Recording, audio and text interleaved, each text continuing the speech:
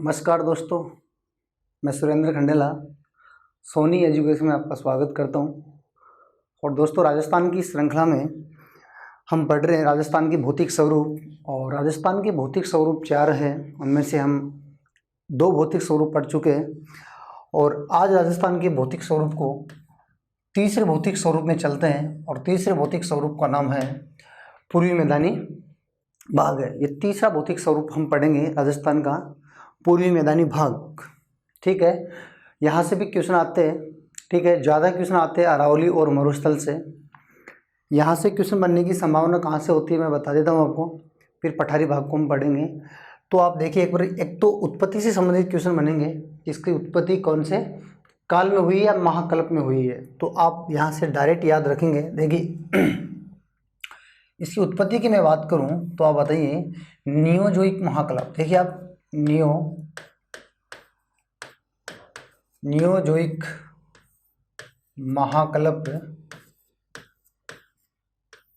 महाकल्प की मैं बात करूं तो नियोजोइक है। ठीक है, और इस महाकल्प में अगर देखिए, इस नियोजोइक महाकल्प को आप नूतन भी बोल सकते हैं। क्या बोल सकते हैं?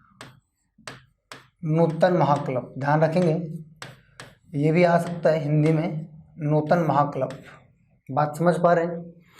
और इस महाकल्प के कौन से काल में हुआ है, ये बात पूछे कि इस महाकल्प के कौन से काल में हुई है, तो ये आप ध्यान रखेंगे कौन से काल में हुई है। प्लेस्टोसीन काल।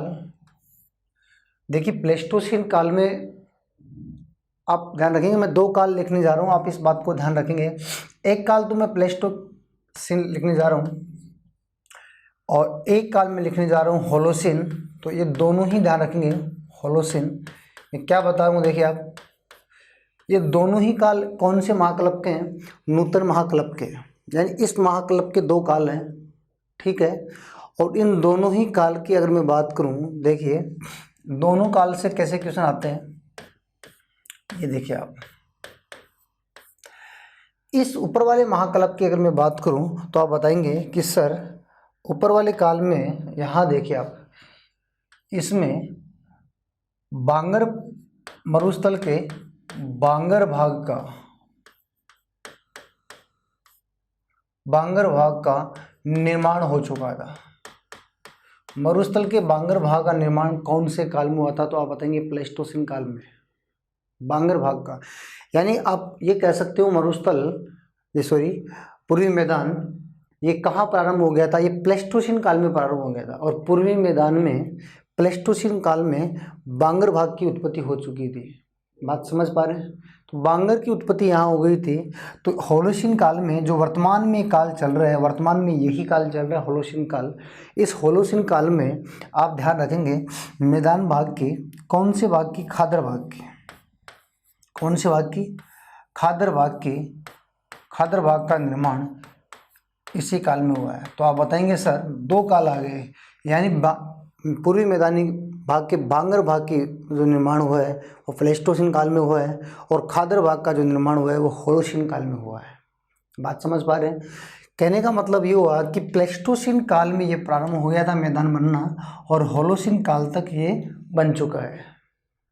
होलोसीन काल तक बन चुका है। और ये वर्तमान में जो काल चल रहा है वो कौन सा काल चल रहा है? होलोसीन काल। और मरुस्थल में ध्यान से देखिए आप, मरुस्थल में बालू का स्तूपों का निर्माण भी होलोसीन काल में हुआ है।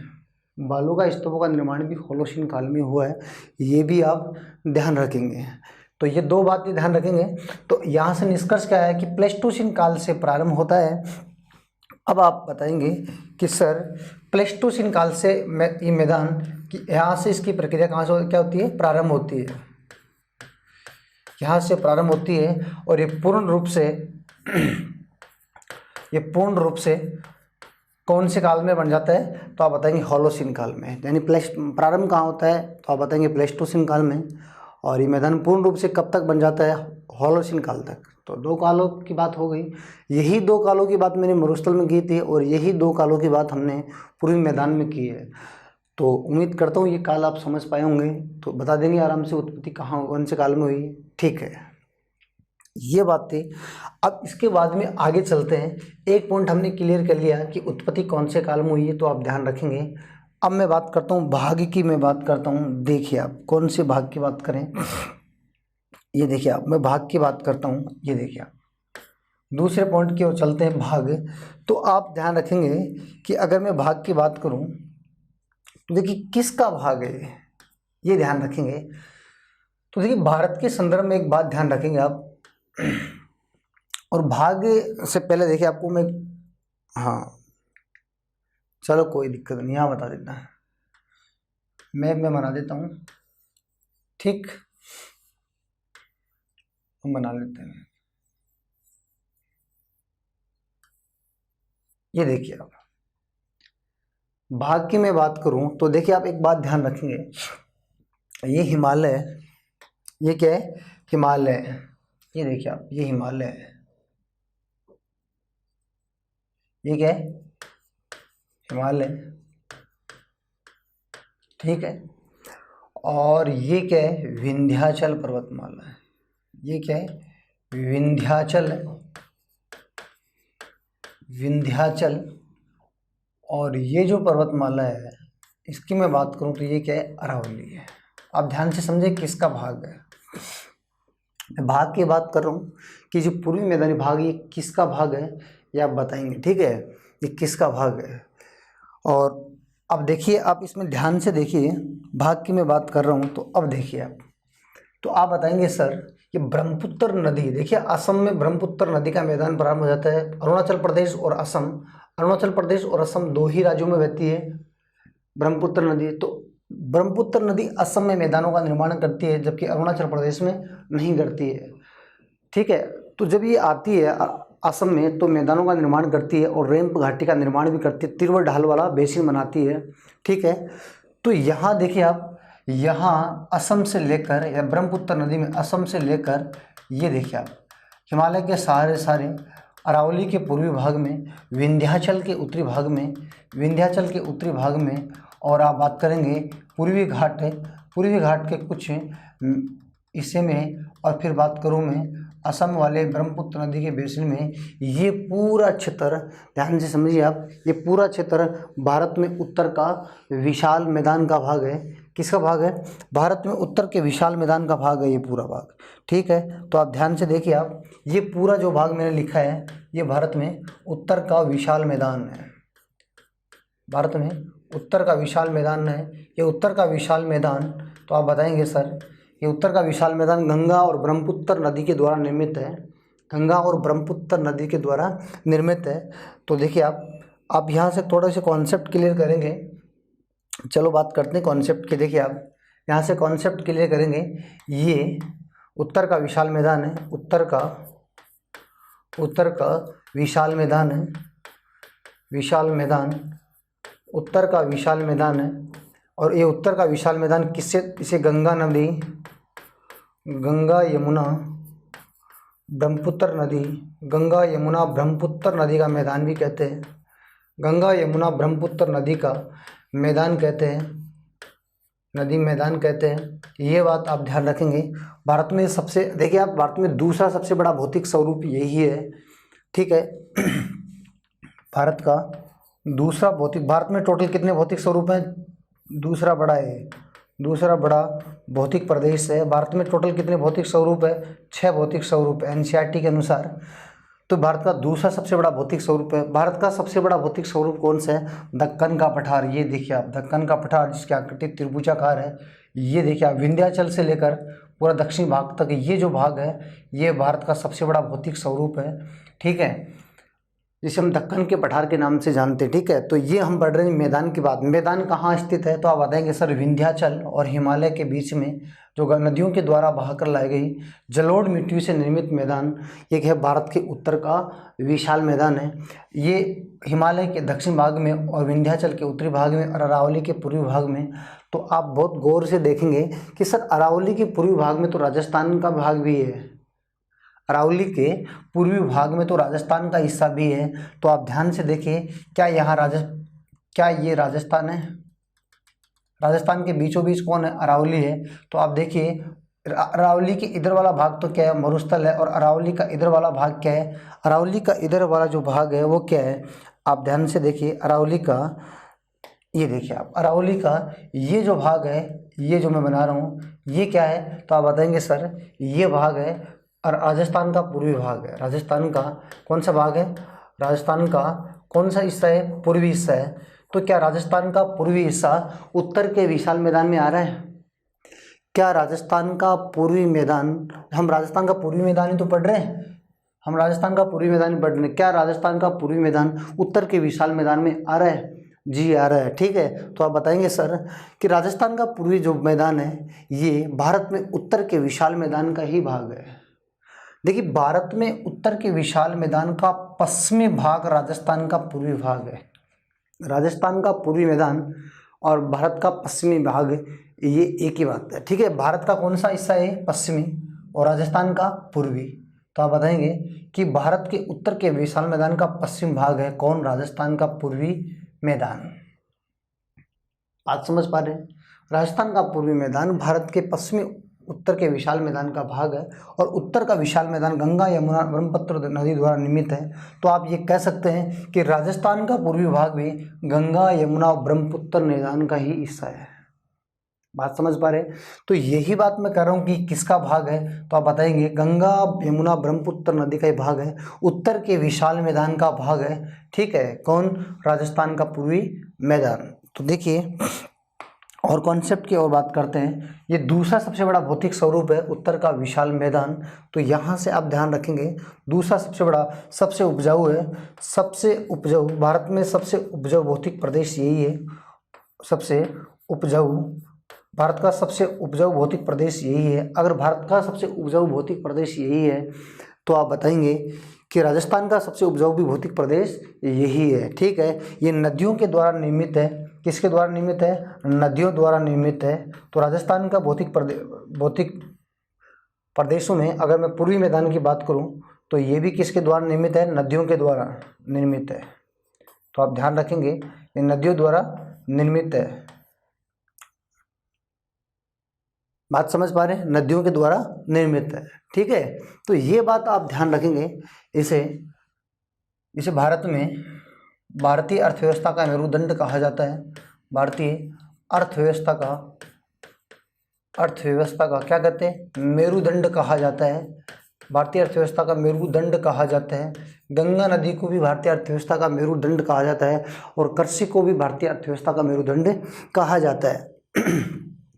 और भारत में सबसे ज़्यादा कृषि कहाँ होती है, उत्तर के विशाल मैदान में ही होती है। ये भारत का दूसरा सबसे बड़ा भौतिक स्वरूप है। तो आप ध्यान से समझिए।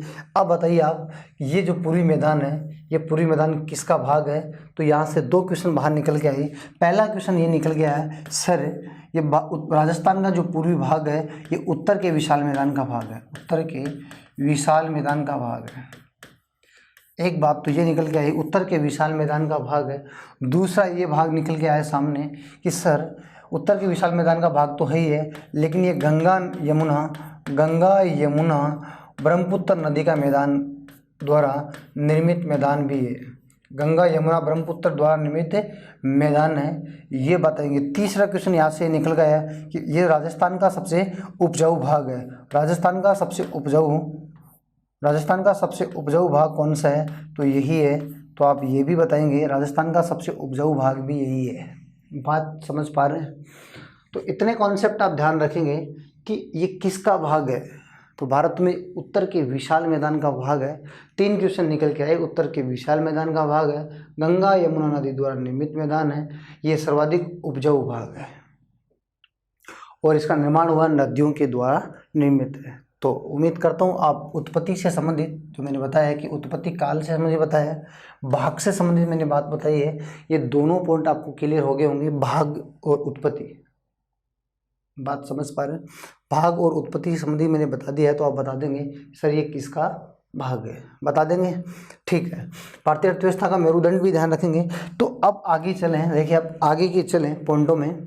तो अब आगे चलेंगे तो देखिए आप, ये देखिए आप विशेषताओं की मैं बात करूं पूर्वी मैदानी भाग की, और राजस्थान के पूर्वी मैदान की भाग की बात करूं, और राजस्थान के पूर्वी मैदानी भाग की विशेषताओं की अगर मैं बात करूं तो आप बात करेंगे सर देखिए पूर्वी मैदानी भाग की विशेषता की बात चल रही है, तो अब बात करेंगे सर राजस्थान के पूर्वी मैदानी भाग में। ये देखिए आप, ये अरावली है, ये अरावली है, क्या है अरावली है। तो देखिए आप, ये अरावली भाग है, ठीक है। और ये जो भाग है, ये जो दिख रहा है आपको, ये जो भाग है ये क्या है, मैदानी भाग है, ठीक है। इस मैदानी भाग की हम बात करें विशेषताओं की, क्या बात कर रहे हैं, विशेषताओं की हम बात कर रहे हैं।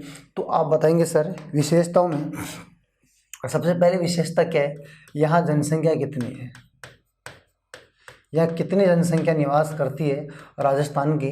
तो आप बताएंगे सर यहाँ पर राजस्थान की 39% जनसंख्या निवास करती है। तो मैं बोलूँ क्षेत्रफल कितना घेरता है, ये पूर्वी मैदानी प्रदेश, ये कितना राजस्थान का क्षेत्रफल घेरता है। तो आप ध्यान रखेंगे ये 23% क्षेत्रफल घेरता है, ठीक है। यहाँ की मिट्टी कैसी है, तो आप ध्यान रखेंगे इस मैदान की मिट्टी कैसी है, जलोढ़ है, कैसी है, जलोढ़ मिट्टी को हम कांप मिट्टी भी कहते हैं, और इसी मिट्टी को हम कछारी मिट्टी भी कहते हैं, ठीक है। और इसी मिट्टी को हम दोमट मिट्टी भी कहते हैं। बात समझ पा रहे हैं, इसी मिट्टी को हम क्या कहते हैं, दोमट मिट्टी के नाम से भी जानते हैं, ठीक है।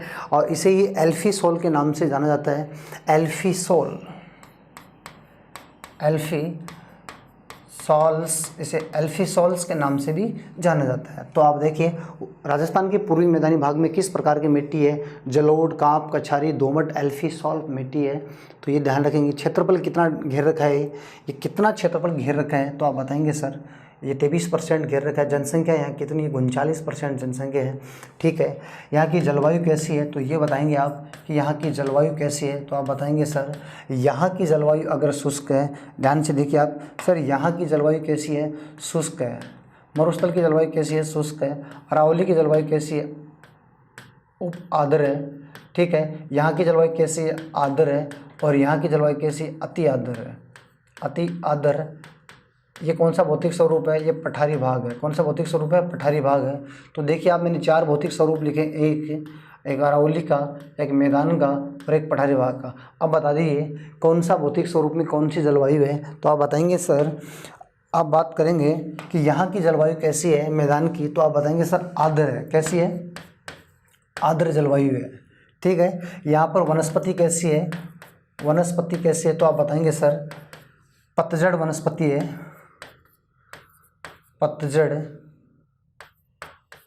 ठीक है। मानसूनी, पतझड़ मानसूनी वनस्पति है, ये भी आप ध्यान रखेंगे, ठीक है। इसका निर्माण कैसे हुआ है, निर्माण की अगर मैं बात करूं तो ये निर्माण किससे हुआ है, नदियों के द्वारा। किसके द्वारा हुआ है, नदियों के द्वारा हुआ है। सबसे ज़्यादा उपजाऊ यही है, उपजाऊ भाग राजस्थान का सबसे ज़्यादा यही है, ये भी आप ध्यान रखेंगे, सबसे ज़्यादा उपजाऊ है। और राजस्थान का दूसरा बड़ा भौतिक स्वरूप भी यही है, दूसरा बड़ा भौतिक प्रदेश भी राजस्थान का यही है। 4 भौतिक प्रदेशों में दूसरा सबसे बड़ा भौतिक प्रदेश भी यही है, ठीक है। ये आप ध्यान रखेंगे, दूसरा सबसे बड़ा भौतिक प्रदेश यही है। अवशेष की मैं अगर बात कर लूँ, अवशेष की बात करूँ कि ये किसका अवशेष है, तो आप बताएंगे सर स्टार्टिंग में जब क्लासें ली थी वहाँ बताया था 4 भौतिक स्वरूपों में 2 गोंडवाना लैंड के अवशेष हैं और 2 तैतीस सागर के अवशेष हैं। तो देखिए जहाँ आपको पथरीला भाग दिखे वो गोंडवाना लैंड के अवशेष है। तो आप बात करेंगे सर पथरीले भाग की अगर बात करें तो 2 क्षेत्र पथरीले भाग में आते हैं। देखिए आप, एक तो ये भाग पथरीला भाग है, कौन सा, पठारी भाग, तो ये गोंडवाना लैंड का अवशेष है। एक ये जो मरुस्थल है ये सॉरी क्या लिख दिया, ये देखिए आप, ये क्या है, मरुस्थल है।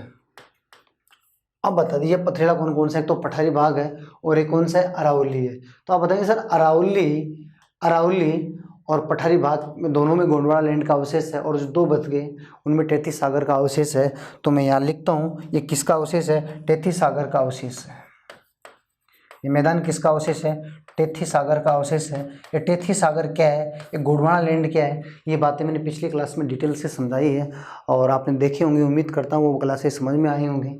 तो ये बात आप ध्यान रखेंगे, इसकी कुछ विशेषताओं की ओर ध्यान रखेंगे, क्या जलवायु कैसी है, क्षेत्रफल कैसा है। ढाल की अगर मैं बात करूं तो देखिए आप ढाल कैसा है, इसका ढाल कैसा है, उत्तर पूर्व की ओर है, ठीक है, उत्तर में उत्तर पूर्व की ओर है, दक्षिण में दक्षिण पश्चिम की ओर है। ठीक है, ये बात आप ध्यान रखेंगे मैदान में।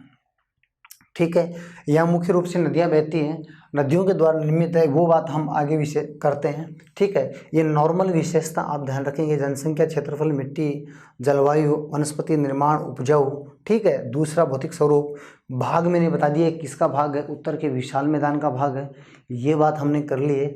तो आप समझ पाए होंगे इस बात को कि उत्तर राजस्थान में पूर्वी मैदानी भाग में कौन कौन सी विशेषताएं हैं, तो ये मैं आपके सामने प्रकट की। ठीक है, तो ये सामने लिखी हुई है आपके सामने विशेषता। आगे राजस्थान के पूर्वी मैदानी भाग का 3 पॉइंट क्लियर किए, चौथे पॉइंट की ओर चले। तो देखिए राजस्थान में संरचना की दृष्टि से इसके भागों की मैं बात करूं, किसके संरचना की दृष्टि से किसकी बात कर रहा हूं, तो आप बात करेंगे सर पूर्वी मैदानी भाग की बात कर रहे हो आप।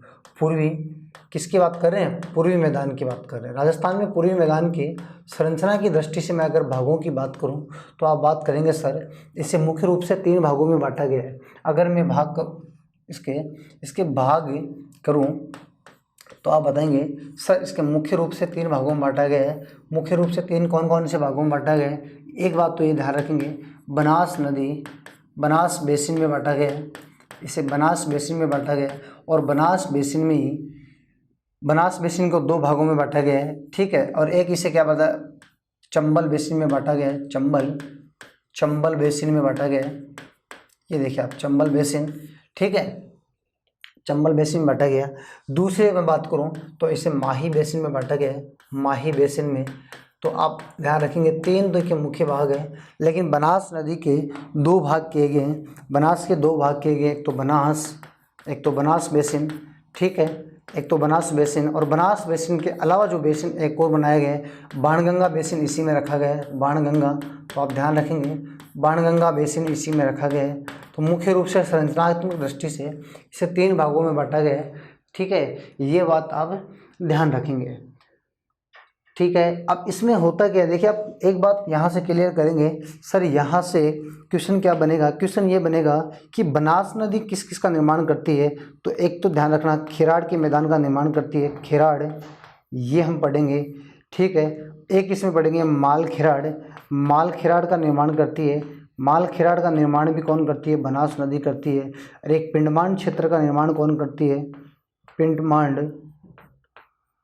पिंडमांड या पिंडमांड क्षेत्र का निर्माण कौन करती है, तो यही करती है। तो पिंडमांड क्षेत्र की मैं बात करूं, देखिए आप इसकी बात करें तो यहाँ से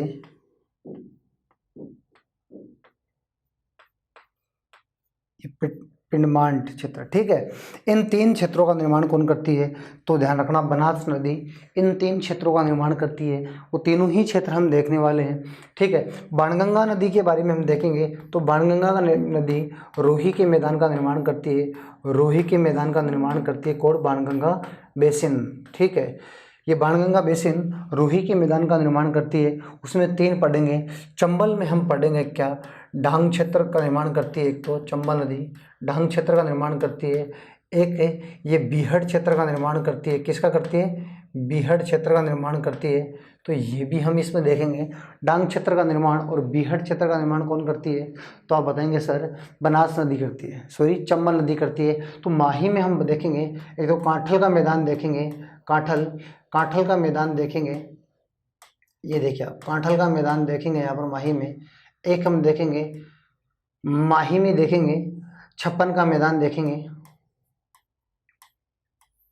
ये देखिए आप छप्पन का मैदान, ये छप्पन के मैदान का निर्माण करती है, कांठल के मैदान का निर्माण करती है। ठीक है, और वागड़ का मैदान, कांठल का मैदान, ठीक है, ये सब मैदान। और तिरवड़ ढाल वाला मैदान, इसका जो ढाल है वो कैसा है, तिरवड़ ढाल वाला बेसिन किस नदी का है, तो आप ध्यान बताइए सबसे राजस्थान में सबसे ज़्यादा तिरवड़ ढाल वाला बेसिन किसका है, तो आप बताएंगे सर माही नदी का है। किसका है, माही नदी का। ये ध्यान रखेंगे माही नदी में, देखिए आप माही नदी कांठल का मैदान का निर्माण करती है प्रतापगढ़ में, छप्पन के मैदान का निर्माण करती है प्रतापगढ़ और बांसवाड़ा में, वागड़ के निर्माण का निर्माण करती है वागड़, डूंगरपुर और बांसवाड़ा में। ठीक है, तिरवा ढाल वाला बेसिन का निर्माण करती है कौन? माही नदी। चंबल में देखेंगे डांग और बीहड़, और बनास में देखेंगे खिराड़, मालखिराड़ और पिंडमांड, और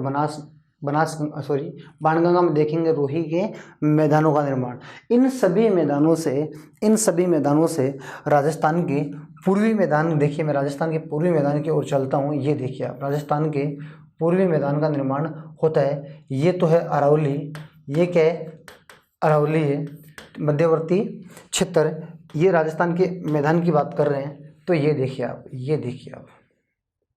यहाँ देखिए आप, यहाँ है माही नदी का बेसिन। कैसा बेसिन है? यहाँ माही नदी का बेसिन है, ठीक है। यहाँ माही का है, यहाँ मैं लिख देता हूँ बनास का है। यहाँ किसका है? बनास नदी का है। और यहाँ मैं लिख देता हूँ, यहाँ किसका है? चंबल का है, चंबल का बेसिन है, ठीक है, मुख्य रूप से। और इसी बनास में आपको रखा गया किसको? बाणगंगा में। तो उत्तरी भाग में कौन सा है? बाणगंगा बेसिन है।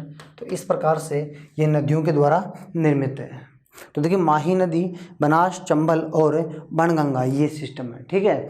आप ध्यान रखेंगे, और ये भी आप ध्यान रखेंगे। क्या ध्यान रखेंगे? देखिए आप ये ध्यान रखेंगे सर, चंबल जो बेसिन है, चंबल बेसिन में किस प्रकार की मिट्टी है? तो यहाँ मिट्टी कैसी है? काली और जलोढ़, काली मिट्टी भी है और यहाँ पर जलोढ़ मिट्टी भी है, ठीक है। काली मिट्टी और जलोढ़ मिट्टी दोनों का भाग है किसमें? चंबल बेसिन में। माही बेसिन की अगर मैं बात करूँ तो यहाँ किस प्रकार की मिट्टी है? लाल मिट्टी है। कैसी है?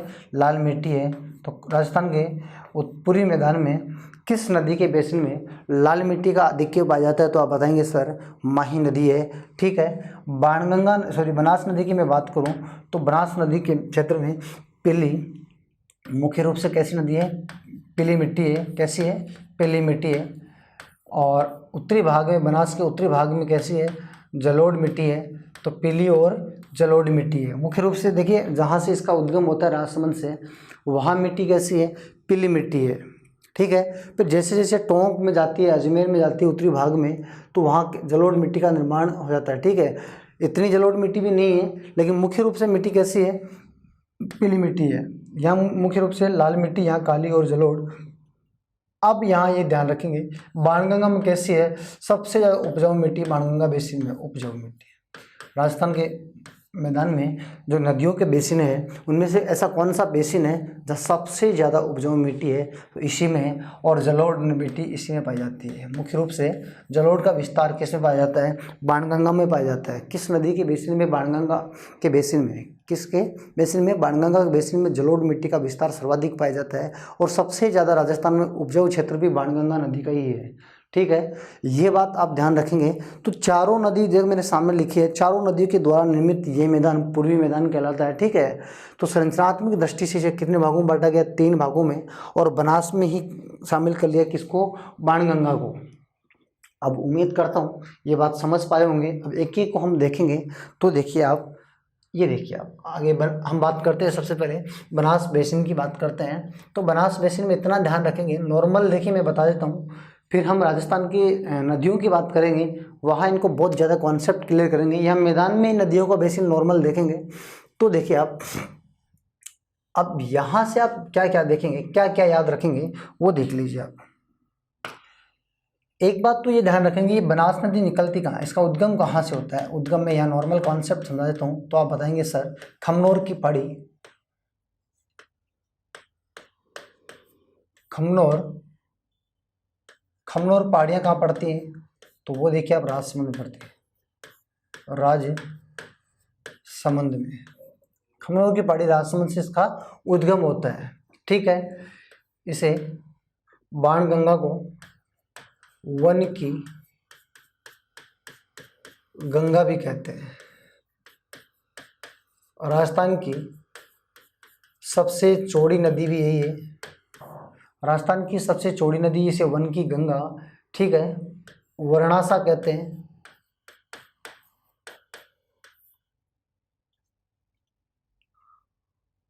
इसे वर्णासा के नाम से भी जानते हैं, ठीक है, वर्णासा कहते हैं। पूर्ण भाव की दृष्टि से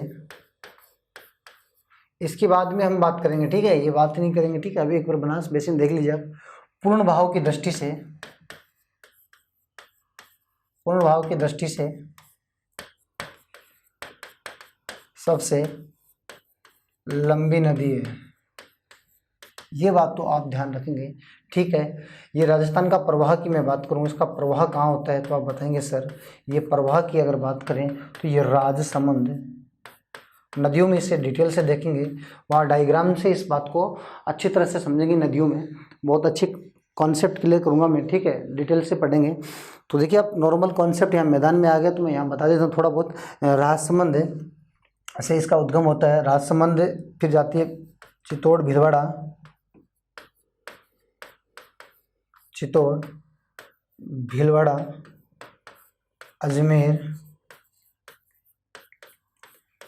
अजमेर, टोंक, सवाई माधोपुर। ये कितने जिलों में बहती है? 6 जिलों में बहती है। इसका प्रवाह क्षेत्र राजस्थान में 6 जिलों में, सवाई माधोपुर में और रामेश्वर में जाकर ये चंबल नदी में मिल जाती है। और रामेश्वर में मनाऊं का प्रयागराज जिसे हम कहते हैं। ये पूरी डिटेल हम मानचित्रों से, बहुत बढ़िया डायग्राम से हम नदियों में बेसिक में कॉन्सेप्ट क्लियर करेंगे। एक बार आप नॉर्मल कॉन्सेप्ट समझ लीजिए। अब देखिए मैं क्या बताना चाह रहा था वो देख लीजिए आप। बनास में आपको याद क्या करना है वो देखिए।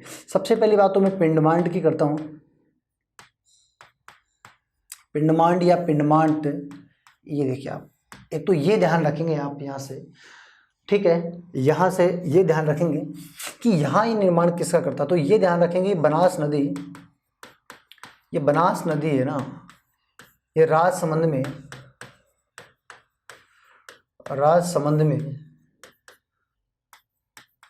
देवगढ़ की पहाड़ियों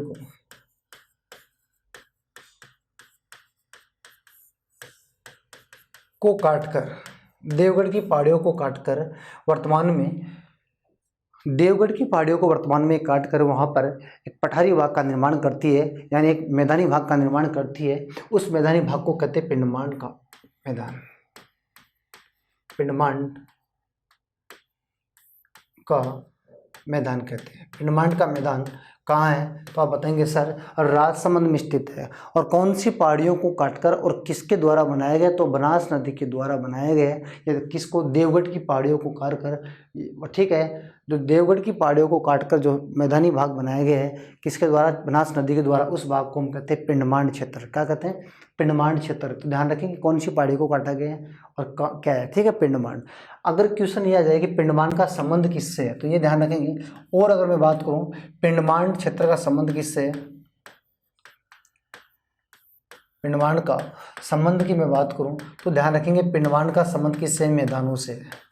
क्योंकि एक मैदानी भाग का निर्माण हो जाता है तो पिंडमांड का संबंध किससे है तो ध्यान रखेंगे क्वेश्चन कैसे आता है। निम्न में से पिंडमांड का संबंध है, फिर राजस्थान के 4 भौतिक स्वरूप आ जाएंगे। तो आप ध्यान रखेंगे पिंडमांड का संबंध किससे है? मैदान से। अगर क्वेश्चन ये आ जाए कि पिंडमांड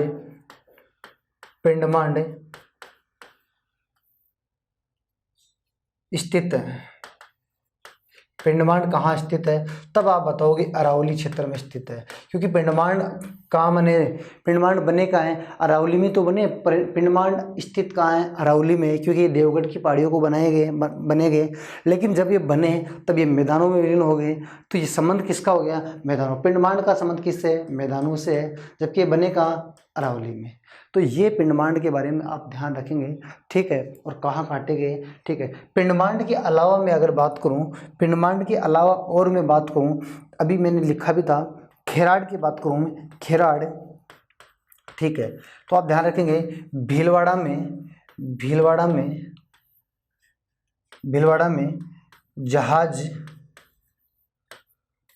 की जहाजपुर तहसील, भीलवाड़ा की जहाजपुर तहसील के पास की बात करता हूँ।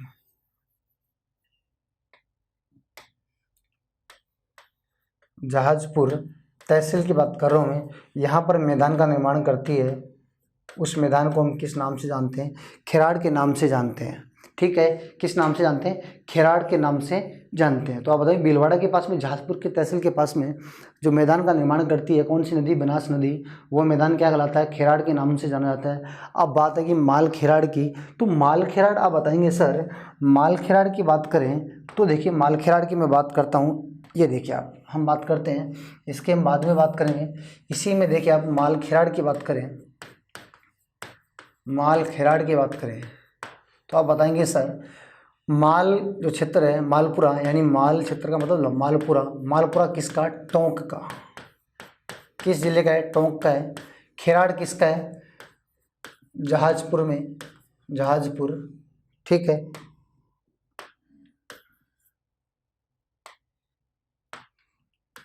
जहाजपुर, ये जहाजपुर कहाँ का है? भीलवाड़ा का है।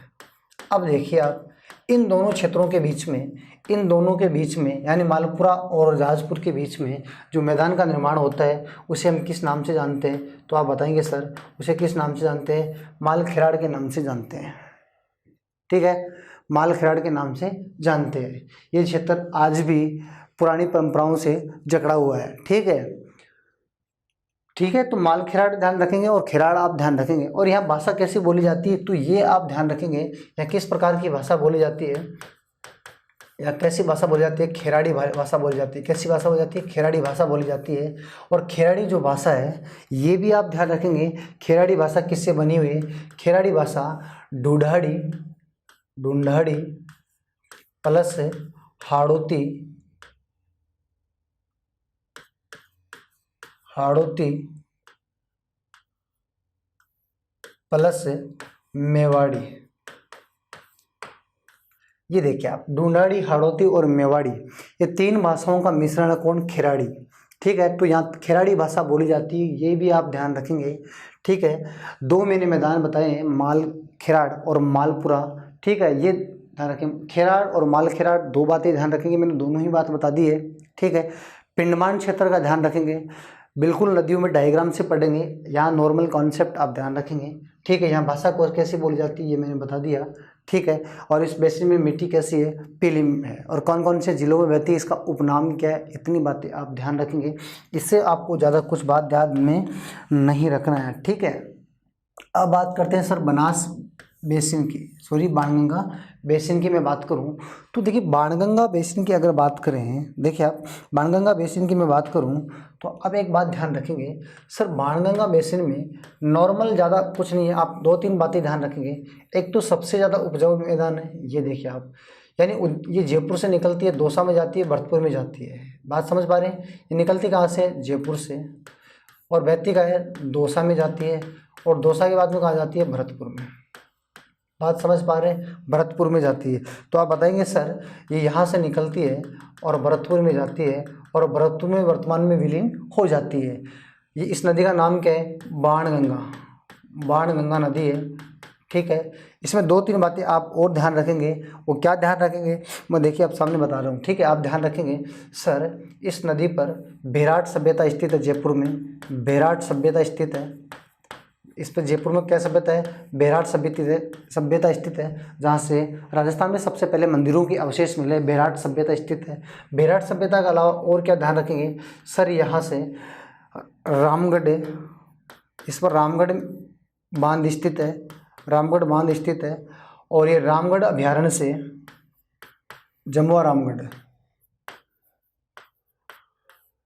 रामगढ़ अभयारण्य से गुजरती है, अभयारण्य से गुजरती है। और यहीं पर जमुआ माता का मंदिर स्थित है, जिसे कछुआओं की कुल देवी के नाम से जानते हैं, कछुआओं की कुल देवी के नाम से जानते हैं। जमुआ रामगढ़ अभयारण्य में ये मंदिर स्थित है। रामगढ़ बांध ध्यान रखना है, जयपुर में स्थित है, ये भी जयपुर, ये भी जयपुर और ये भी जयपुर। ये जमुआ रामगढ़ धोक के वनों के लिए प्रसिद्ध है, धोक के वृक्षों के लिए क्या है? प्रसिद्ध है। फिर ये नदी यहाँ से कहाँ जाती है? दौसा में जाती है, ठीक है, इतना ही ध्यान रखना है। दौसा के बाद में कहाँ जाती है? ये भरतपुर में जाती है। जब ये भरतपुर में जाती है तो इस पर एक बांध है, उसका नाम अजान बांध, अजान बांध है। और इस अजान बांध से भरतपुर में केवलादेव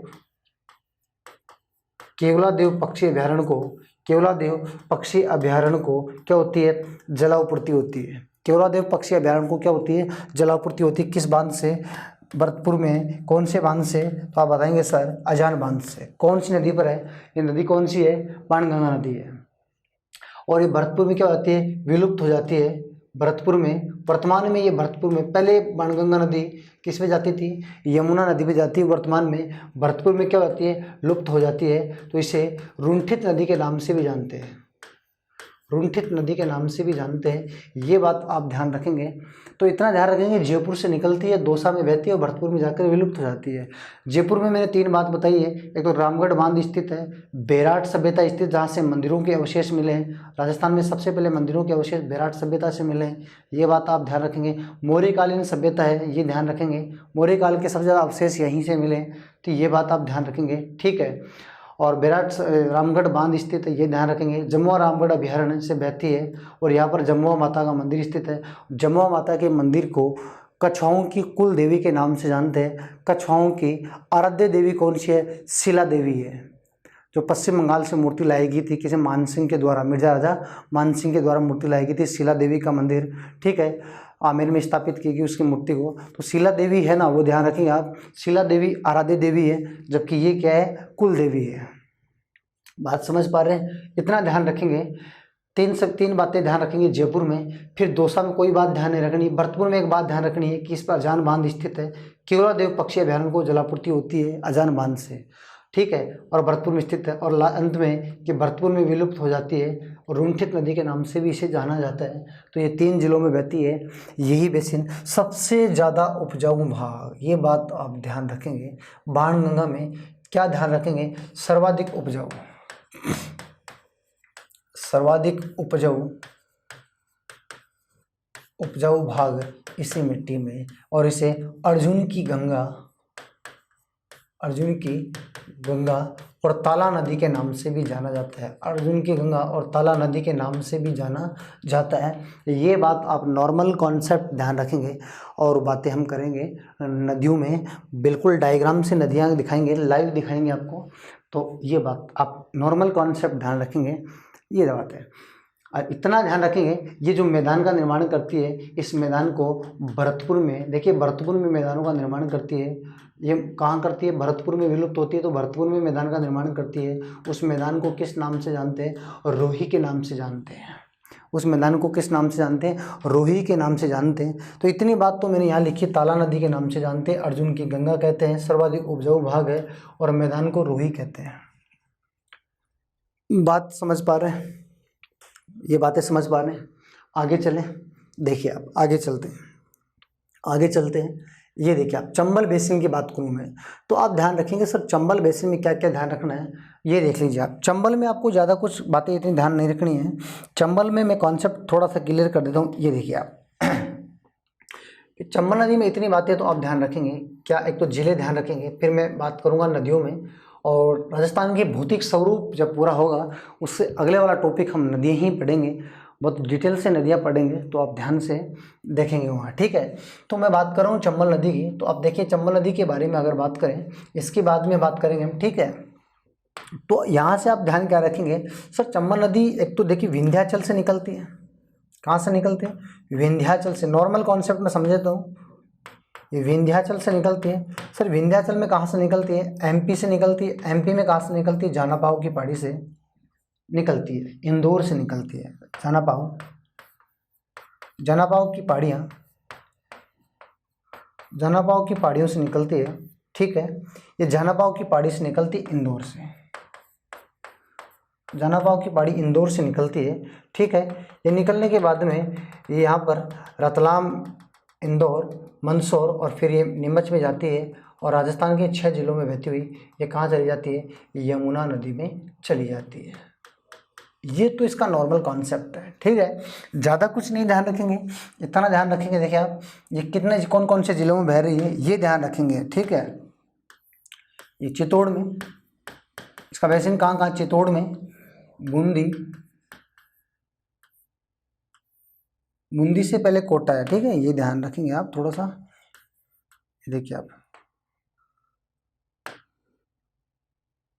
अच्छा,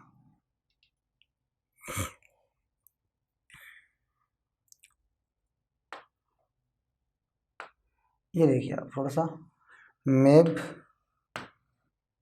को वापस बनाते हैं।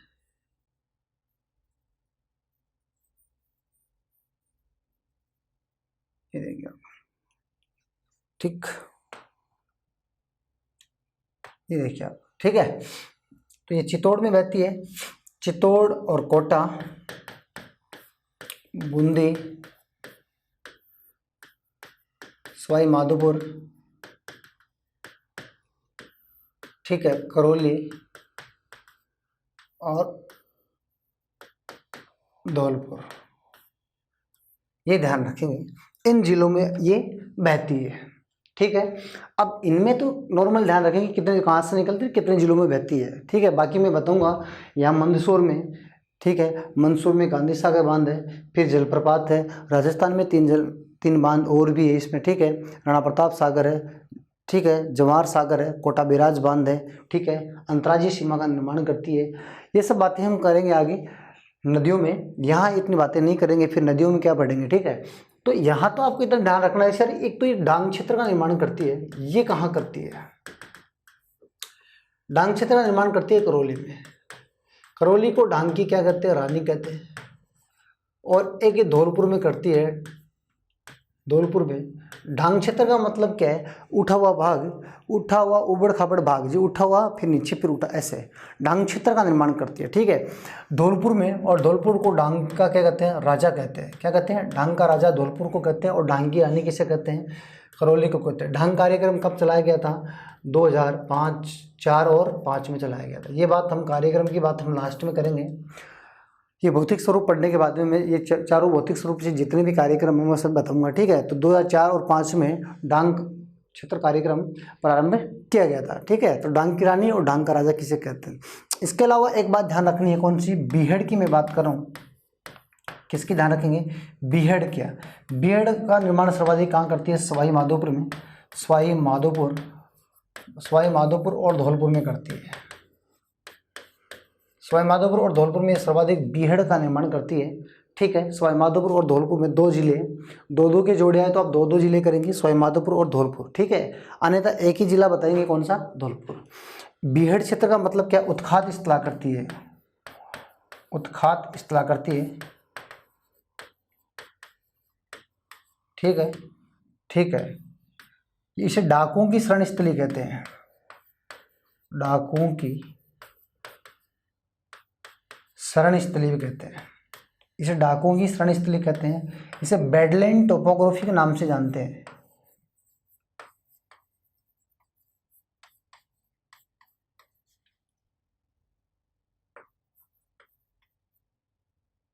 इसे बेडलैंड टोपोग्राफी के नाम से भी जानते हैं, बेडलैंड टोपोग्राफी के नाम से जानते हैं। ये थोड़ा सा आप ध्यान रखेंगे,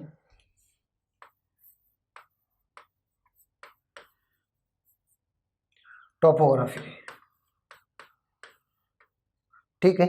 इसे बेडलैंड टोपोग्राफी के नाम से भी जानते हैं, ठीक है, बेडलैंड टोपोग्राफी के नाम से जानते हैं। और इसे क्या है, ये उबड़ खाबड़ जमीन है, उत्खात स्थला करती है, डाकुओं की शरण स्थली कहते हैं, ठीक है। और ये किसके साथ बनाती है, मध्य प्रदेश और राजस्थान के बीच में बनता है ये बीहड़ क्षेत्र, ठीक है। बीहड़ और सवाई माधोपुर धौलपुर में सर्वाधिक बनता है, ये ध्यान, बीहड़ ध्यान रखना है, डांग ध्यान रखना है, ठीक है। कहाँ से निकलती, कितने जिलों में बहती है, मैं इतनी ही बातें बताऊंगा, ठीक है। इसके बाद में चंबल नदी को हम कम से कम भी 2 घंटे पढ़ेंगे आगे वाली क्लासों में, राजस्थान के भौतिक स्वरूपों के बाद में। यहाँ मैं बात नहीं करूँगा, ठीक है, फालतू टाइम खराब करने से कोई फ़ायदा नहीं है, ठीक है। चंबल नदी हम वहाँ बात करेंगे। ये तो एक मैदानों में आ गई, तो मैदान में किस भाग का निर्माण करती है, डांग और बीहड़, तो डांग और बीहड़ ध्यान रखने हैं, ठीक है। फिर डांग क्षेत्र, बीहड़ क्षेत्र कार्यक्रम, ये सब बताऊंगा मैं आगे, ठीक है, नदियों में। आप देखिए, आप बात करेंगे सर आगे, एक लास्ट बात करेंगे, माही नदी की बात करेंगे, ठीक है। तो माही नदी में भी आप तो ज़्यादा कुछ पता हुआ नहीं मैं, तो ये देखिए, आप ज़्यादा कुछ बात करेंगे नहीं, ये देखिए मैं नॉर्मल कॉन्सेप्ट बताता हूँ कि माही नदी निकलती कहाँ से, ये ध्यान रखेंगे। ये भी कहाँ से निकलती है, विंध्याचल से निकलती है। कहाँ से निकलती है, विंध्याचल, अमरोह की पहाड़ी से निकलती है, एमपी से। एमपी में कौन सी पहाड़ी से, अमरोह पहाड़ी से निकलती है, अमरोह की पहाड़ियाँ से निकलती है। लेकिन अमरोह की पहाड़ी में कहाँ से निकलती है, धार जिले से निकलती है। और धार जिले में भी कहाँ से निकलती है, महू के निकट है, धार जिले में कहाँ से निकलती है, महंद झील से निकलती है। ये ध्यान रखेंगे थोड़ा सा, है ना, महंद झील से, महंद झील से निकलती है, सरदारपुरा है ना, धार जिले में सरदारपुरा में महंद झील से निकलती है। इतना ध्यान रखेंगे ये कहाँ से निकलती है। और राजस्थान में यहाँ निकलने के बाद में राजस्थान में ये बांसवाड़ा के खांडू में प्रवेश करती है और फिर बांसवाड़ा के बाद में प्रतापगढ़ में जाती है और फिर ये डूंगरपुर और उदयपुर की सीमा से प्रवेश करती हुई डूंगरपुर में आती है और डूंगरपुर और बांसवाड़ा की मध्य सीमा बनाती है और फिर वापस ये कहाँ जाती है, लास्ट में खंबात की खाड़ी में जाती है, खंबात की खाड़ी में जाती है। मैं यहाँ ज़्यादा कुछ बात नहीं करूँगा, ठीक है। यहाँ मैं उसी बात करूँगा जो जहाँ किसका निर्माण करती है, ठीक है। बाकी इस पर बांध है, कड़ाना बांध है, माही बदास सागर बांध है, पिकअप बांध है, ठीक है, वेणेश्वर धाम है, कलियाकोट है, ठीक है, त्रिवेणी संगम है। मैं कुछ भी बात नहीं करूँगा, यहाँ उतनी बात करेंगे, बाकी सब नदियों में करेंगे। यहाँ तो मैं वो बात करूँगा जो इस मैदान से संबंधित है। यहाँ एक तो ध्यान रखेंगे ये बांसवाड़ा और प्रतापगढ़ में क्या करती है देखिए, और यहाँ किस निर्माण करती है और यहाँ वागड़ का निर्माण, ठीक है, ये ध्यान करेंगे। कांठल तो केवल प्रतापगढ़ में ये कांठल के मैदान का निर्माण करती है। कांठल का मैदान का निर्माण कहाँ करती है, तो आप ध्यान रखेंगे प्रतापगढ़ में करती है। और आप बताएंगे सर ये 56 के मैदान का निर्माण कहाँ करती है, 56 का मैदान, तो फिर आप 2 जिले बताएंगे, एक तो प्रतापगढ़ है, एक तो प्रतापगढ़ प्लस एक बांसवाड़ा। प्रतापगढ़ और बांसवाड़ा ये 2 जिले आप बताएंगे कहाँ पर, तो फिर आप ध्यान रखेंगे ये 2 जिले प्रतापगढ़ और बांसवाड़ा में कौन 56 के मैदान का निर्माण करती है। वागड़ की बात करूँ मैं, वागड़ में कौन कौन से आते हैं, ध्यान रखेंगे। वागड़ की अगर मैं बात करूं तो क्या लिखेंगे वागड़ में, देखिए आप वागड़ की मैं बात करूं तो आप बताएंगे सर डूंगरपुर और बांसवाड़ा में ये वाला क्षेत्र क्या कहलाता है, वागड़ क्षेत्र कहलाता है, ठीक है। ये वागड़ का निर्माण करती है, ठीक है। तो कांठल, वागड़ और 56 का मैदान का निर्माण करती है। और राजस्थान में देखिए आप इसकी एक खासियत ध्यान रखनी है, राजस्थान में सर्वाधिक ढाल वाला बेसिन इसी का है, सर्वाधिक ढाल वाला बेसिन इसी का है, ठीक है। सर्वाधिक ढाल, और मिट्टी कैसी है तो मैंने बता दी मिट्टी कैसी है, लाल मिट्टी है। इसके अलावा मैं एक भी बात नहीं करूँगा, ठीक है। ये इस मैदान में 3 चीज़ें ध्यान रखनी, कांठल का मैदान, 56 का मैदान और वागड़ का मैदान और सर्वाधिक ढाल वाला बेसिन, और ये कहाँ से निकलती है, ठीक है, ये बात ध्यान रखेंगे। और कहाँ जाती है, खंबात की खाड़ी में।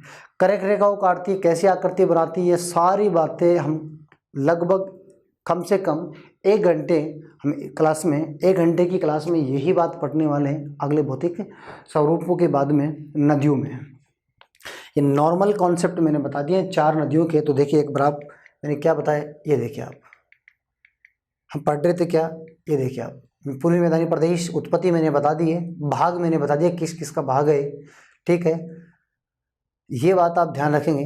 विशेषताएं मैंने बता दी है कि इसकी क्या क्या विशेषताएं, और इसमें मैंने ये बता दिया संरचनात्मक दृष्टि से कितने भागों में बांटा गया है, ये मैंने बता दिया, आपके सामने दिख रहा होगा, ठीक है, ठीक है। कौन कौन से भाग है, फिर प्रत्येक भाग का मैंने थोड़ा विश्लेषण बता दिया, बनास के बारे में बताया, बाणगंगा के बारे में बताया, चंबल के बारे में कुछ बातें बताई है, ठीक है, और माही के बारे में कुछ बात बताई है। अब हम बात करें पूर्वी मैदानी भाग के भौतिक भागों की बात करें, पूर्वी मैदानी भाग के भौतिक भागों की अगर मैं बात करूं तो क्या भौतिक भाग है इसके, ठीक है।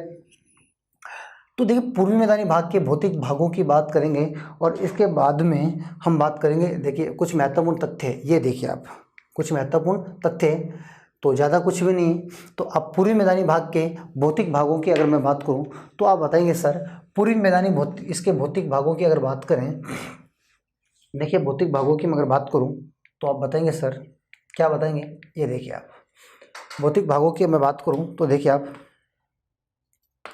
तो यहाँ से एक बात ध्यान रखेंगे सर, इसके भौतिक भागों की अगर बात करें तो यहाँ से एक बात ध्यान रखेंगे, क्या ध्यान रखेंगे, तो ये देखिए आप क्या ध्यान रखेंगे, ये देखिए आप इसके भौतिक भागों की मैं बात करूं तो इसे कितने भागों में बांटा गया है, तो आप ध्यान रखेंगे एक तो इसे बांटा गया किसे, भाबर प्रदेश में, ठीक है। भाबर, एक होता है त्राई, एक होता है खादर और एक होता है बांगर, ठीक है। भौतिक भाग ये होते हैं, ठीक है। तो अब थोड़ा सा कॉन्सेप्ट मैं यहाँ समझा देता हूँ, एक बार आप समझ लीजिए।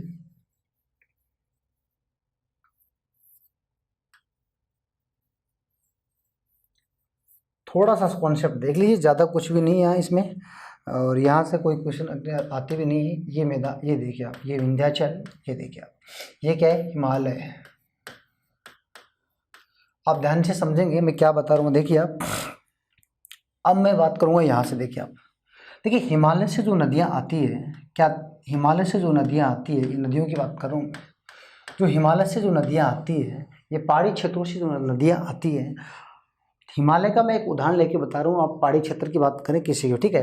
तो जब ये हिमालय के सहारे सारे या पहाड़ी क्षेत्रों के सहारे सारे कंकड़ क्षेत्र का निर्माण करती है, कंकड़ क्षेत्र बिछा देती है, तो ये कंकड़ क्षेत्र, ये नदियाँ जो कंकड़ क्षेत्र बिछा देती है, जहाँ अपने साथ लाती हैं, ठीक है, और कंकड़ क्षेत्र जब बिछा देती हैं, तो ये जो कंकड़ है ना, ये नदियों के द्वारा बहा कर लाए गए कंकड़ पत्थरों की मैं बात कर रहा हूँ, कंकड़ पत्थरों की, तो ये कंकड़ पत्थरी क्या कहलाते हैं, तो आप ध्यान रखेंगे, यही आपके क्या कहलाते हैं, भाबर प्रदेश कहलाते हैं। क्या कहलाते हैं, भाबर प्रदेश। तो आप कुछ भी नहीं ध्यान रखेंगे, इतना ध्यान रखेंगे, नदियों के द्वारा बहा कर लाए गए कंकड़ पत्थर क्या कहलाते हैं, भाबर कहलाते हैं, ठीक है, भाबर प्रदेश कहलाते हैं। लेकिन इस भाबर प्रदेश की खासियत क्या है, नदियों के द्वारा कंकड़ पत्थर तो हैं, कंकड़ पत्थर तो लाए गए हैं, ठीक है, वो भाबर प्रदेश कहलाते हैं, लेकिन यहाँ पर नदियाँ क्या हो जाती है, विलीन हो जाती है, नदियाँ विलीन हो जाती, इतनी विलीन हो जाती, इतनी पारगम्यता पाई जाती है, नदियाँ यहाँ क्या हो जाती है, विलीन हो जाती है। इन कंकड़ पत्थरों में नदियों का पानी दिखाई नहीं देता है, तो इतनी विलीन हो जाती है, ठीक है, तो इसे भाबर प्रदेश कहते हैं। इसे ध्यान रखेंगे, हिमालय का जलोढ़ पंख भी कहा जाता है, ठीक है, इसे हिमालय का जलोढ़ पंख, हिमालय जब हिमालय से नदियाँ आती हैं तो कंकड़ पत्थरों को यहाँ से उछालती है, ऐसे उछलते हुए प्रतीत होते हैं ऐसे, ठीक है, तो ऊपर से ऐसे पड़ गिरेंगे, तो ये हिमालय का जलोढ़ पंख भी कहा जाता है। हिमालय का, इन पत्थरों को हिमालय का जलोढ़, हिमालय का क्या कहते हैं, जलोढ़ पंख भी कहा जाता है, ठीक है। ये बात थोड़ा सा आप ध्यान रखेंगे, बस इतनी बात ध्यान रखेंगे, भाबर प्रदेश नदियों के द्वारा बहा कर लाए गए कंकड़ पत्थर, ये देखिए। अब मैं इसके बाद में थोड़ी सी और बात करूं, इसके बाद में थोड़ी सी मैं बात करूं, ये देखिए आप, तो आप बताएंगे सर कंकड़ पत्थरों के बाद में नदियां वापस अपनी स्थिति में आती हैं, वापस अपनी स्थिति में आती है, कंकड़ पत्थरों के बाद में नदियां वापस अपनी स्थिति में आती हैं, वास्तविक स्थिति में आती हैं, नदियां अपनी वास्तविक स्थिति में आती है, नदियां अपनी वास्तविक स्थिति में आती है, उस प्रदेश को हम क्या कहते हैं, तराई कहते हैं। क्या कहते हैं, तराई कहते हैं। और इस तराई प्रदेश में क्या पाई जाती है, जैव विविधता सर्वाधिक पाई जाती है। तराई प्रदेश में जैव विविधता सर्वाधिक पाई जाती है क्योंकि पानी भरा रहता है, ठीक है, इसे मच्छर पट्टी के नाम से भी जानते हैं। फिर होता क्या है, तो तराई प्रदेश समझ पाए ना, नदियां अपनी वास्तविक स्थिति में जिस क्षेत्र में आए, यानी क्रम ध्यान रखना है, भाबर के बाद में कौन सा प्रदेश आता है, तराई, तराई के बाद में, से क्रम ध्यान रखेंगे, ठीक है। और फिर ध्यान रखेंगे इसके बाद में नदियाँ क्या होती हैं, तराई प्रदेश के बाद की बात मैं करूँ तो नदियाँ देखिए कि अपनी स्थिति में वापस चलने लग जाती हैं, ठीक है, और वापस जब अपनी स्थिति में चलने लग जाती हैं और वहाँ खड्डा करती हैं, जब साथ साथ चलती हैं और खड्डा करती हैं और नवीन जलोढ़ मिट्टी अपने साथ में लाती हैं, उस भाग को हम क्या कहते हैं, तो बात ध्यान रखेंगे, खादर कहते हैं। क्या कहते हैं, खादर। और खादर में क्या होता है, नवीन जलोढ़ मिट्टी आती है, नवीन जलोढ़ मिट्टी, नदियाँ अपने द्वारा क्या लाती हैं, जलोढ़ मिट्टी लाती हैं। तो बात समझ पा रहे हैं, नदियाँ देखिए पहले हुआ क्या, नदियाँ अपने साथ कंकड़ पत्थर लाई, तो उस भाग को आपने कहा भाबर, फिर इसमें नदियाँ विलीन हो गई, फिर नदियाँ वापस अपनी स्थिति में आई, तो उस प्रदेश को आपने क्या कहा, तराई कहा। और नदियाँ वापस चलने लगी और अपने साथ में नदियों मिट्टी का बहाव लेके साथ में जाने लगी, उस भाग को आपने क्या कहा, खादर कहा। तो दो भाग आपने, दूसरा भाग आपने बताया तराई, तीसरा भाग आपने बताया क्या, खादर। तो अब आप बताएंगे सर चौथा भाग जो बचा है वो कौन सा भाग बचा है, भांगर बचा है, यानी कंकड़ पत्थर लाता है, उस भाग को हम कहते हैं भाबर। नदियाँ अब विलीन हो जाती है, नदियाँ विलीन हो जाती है, उस भाग को हम कहते हैं क्या, तराई। नदियाँ अपने साथ नवीन जलोढ़ मिट्टी लाती हैं, नवीन जलोढ़ मिट्टी अपने साथ लाती हैं, उस भाग को हम कहते हैं खादर। और जहाँ पर नदियाँ नहीं पहुँच पाती हैं, समझ पा रहे हो आप, जहाँ पर नदियाँ नहीं पहुँच पाती उस भाग को बांगर प्रदेश कहते हैं। तो देखिए नदियाँ नहीं पहुँच पाती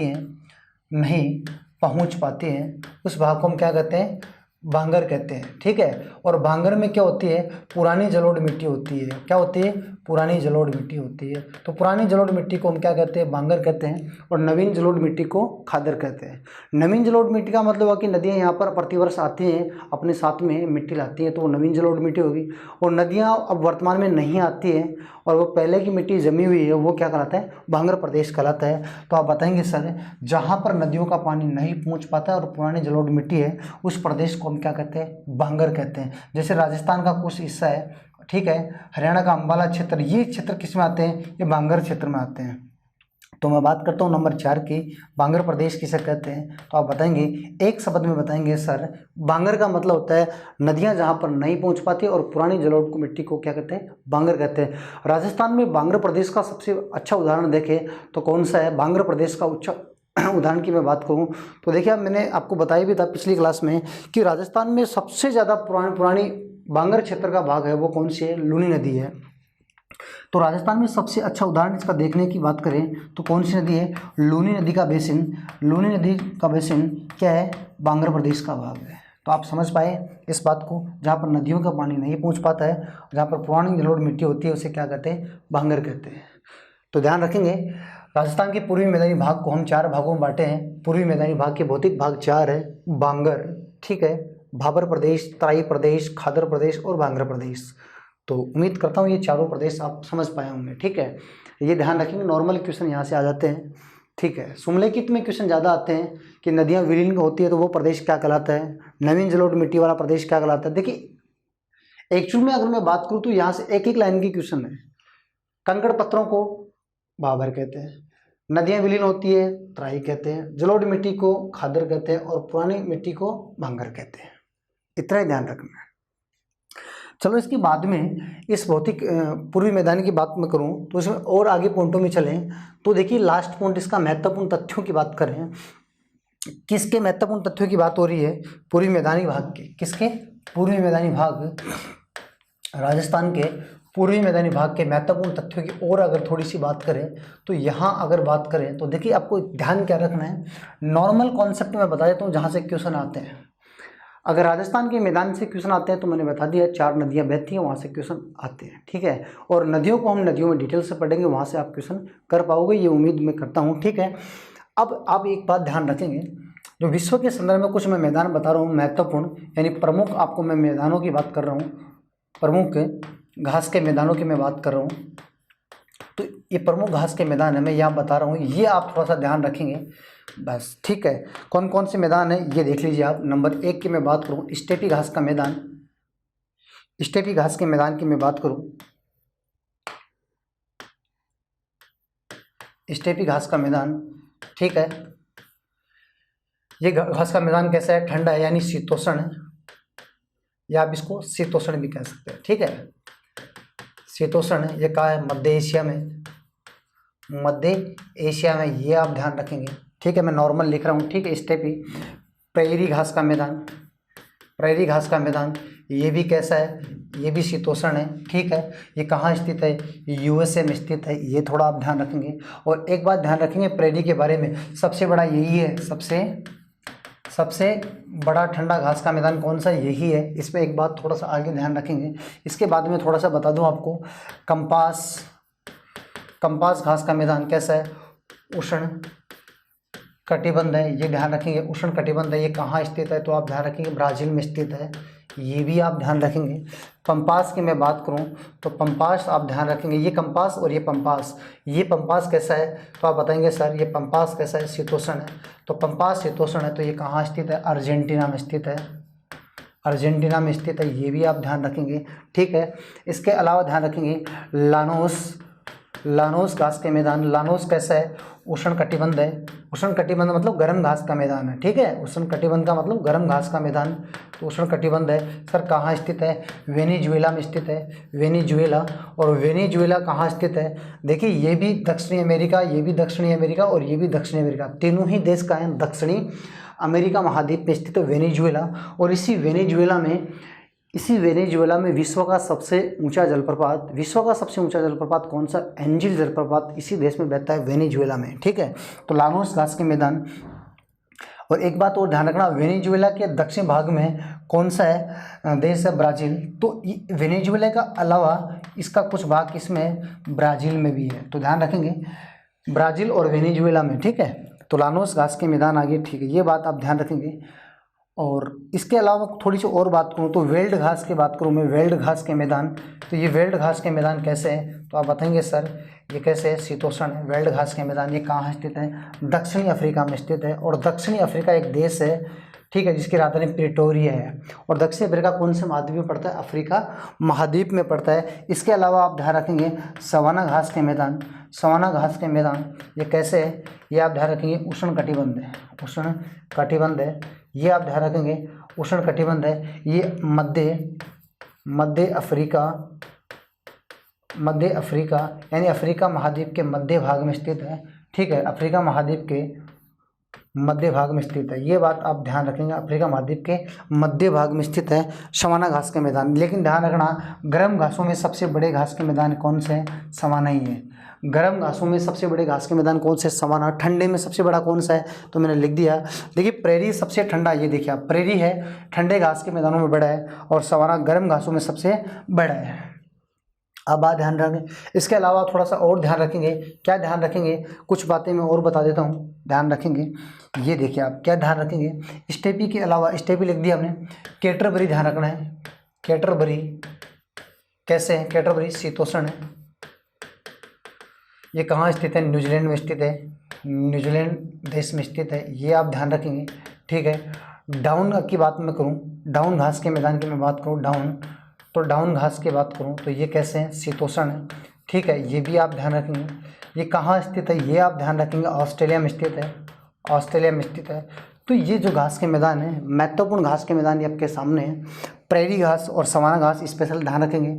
प्रेरी में मैं एक बात और बता देता हूँ आपको, प्रेरी घास मैदान में ये सबसे बड़ा ठंडा घास का मैदान है और गर्म सबसे बड़ा घास का मैदान ये है। ओके, लेकिन प्रेरी में एक बात और ध्यान रखेंगे, प्रेरी को विश्व की रोटी के नाम से भी जाना जाता है, विश्व की रोटी के नाम से भी जाना जाता है। जबकि रोटी की डलियाँ किसे कहते हैं? जबकि रोटी की डलियाँ किस देश को कहते हैं? ठीक है, ये रोटी की डलियाँ नहीं है, ये तो क्या है, रोटी, विश्व की रोटी कहते हैं। ठीक है, रोटी की डलिया यूरोप महाद्वीप में स्टेपी घास के मैदान को कहते हैं। देखिए यहाँ पे ये रोटी की डलिया है। ठीक है, रोटी की डलिया ये ध्यान रखेंगे, जबकि विश्व की रोटी ये ध्यान रखेंगे। दोनों ही अलग है, रोटी की डलिया और रोटी। ठीक है, ये बात आप समझ पाए होंगे। ठीक है, रोटी की डलिया की बात करूँ मैं तो आप स्टेपी घास के मैदान जो मध्य एशिया में, और मध्य एशिया में यूरोप में भी आता है और एशिया में भी आता है। ठीक है, और ये विश्व की रोटी है, सबसे ज़्यादा कृषि का उत्पादन होता है, गेहूं का उत्पादन होता है, ये विश्व की रोटी है। तो दोनों ही बात आप ध्यान रखेंगे। ठीक है, इतनी बात ध्यान रखेंगे। तो ये आप मैदान ध्यान रखेंगे, इनमें कौन सा शीतोष्ण और कौन सा उष्ण कटिबंध है, तो ये मैदान भी आप थोड़े से ध्यान रखेंगे। ठीक है, अगले भौतिक स्वरूप को, एक भौतिक स्वरूप और बचा है, कौन सा भौतिक स्वरूप? दक्षिण पूर्वी पठारी प्रदेश, उसको हम अगली क्लास में कंटिन्यू करेंगे। Thank you.